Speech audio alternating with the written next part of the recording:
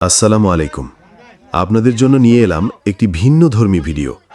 গোসাইবাড়ি ঐতিহ্যবাহী হাটে আজ এক হকার এসে সবাইকে অবাক করে দিল। সে দেখালো এক আজব দৃশ্য। কাঁচা মাছ এবং মুরগি খাচ্ছে জীবন্ত টিকটিকি।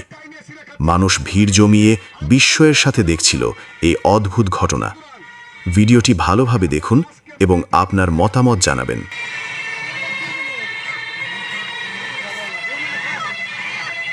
জিন্দা মুরগি আমি এখানে যা দেখাবো আপনার জন্মের পরত দেখেন এটা কোনো কবিরাজ খেয়ে বাঁচতে পারবে না, ডাক্তার খাইলে নগদে মরবে। তবে দেখছেন কারা, যারা এই যে পুরাদা বগুড়াটা মাছের মেলা হয়, আমি এক রাত থাকি, হাজার হাজার লোক আমার ভিডিও করে, সাংবাদিক থাকে 10-12 জনে, সাপ খাওয়া মাছ খাওয়া মুরগি খাওয়া আমার ভিডিও করে নেটে ছাড়ে দেয়।